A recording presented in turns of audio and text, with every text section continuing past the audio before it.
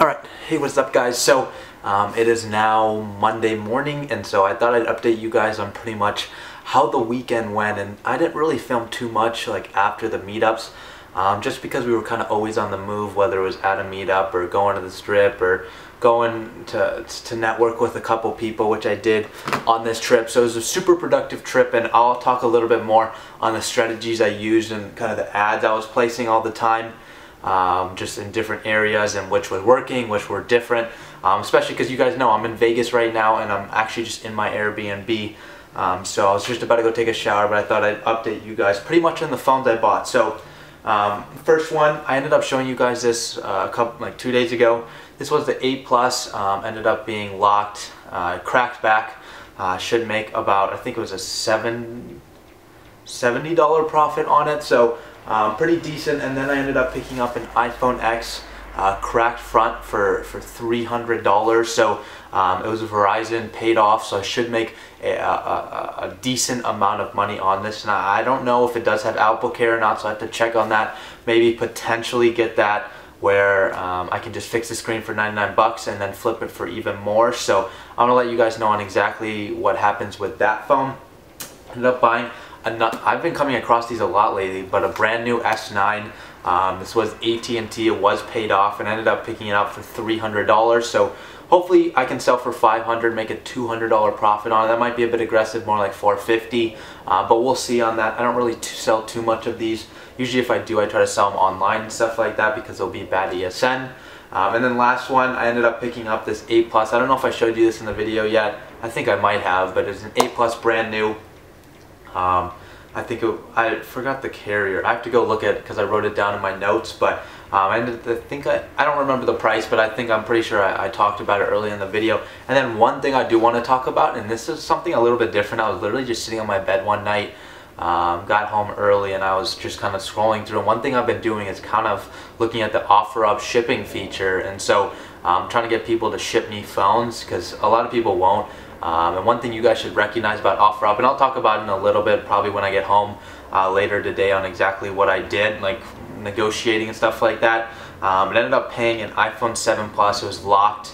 Ended up paying $87 for it. So like the transaction went, I don't know if you guys can see it, but like here's the payment info. The guy shipped it that night because there's already a tracking number on it, so he doesn't need to scan it or anything at the USPS. So hopefully I should get that hopefully by Wednesday. So I ended up paying $87 for that, and I think my buyer's gonna buy it for $130. So it's nothing crazy, but it was literally like I don't have to put in any work for it. It's being shipped to me, and I'm just gonna ship it right back out for him. So that's super cool. Here's like the phone. I don't know if you guys can see it. It was a 7 Plus lock. The guy had like 60 plus ratings. I just put in my credit card info, and I'll show you guys the actual like what had happened in negotiations later in today's video. But I just want to let you guys know like how like successful this trip was with.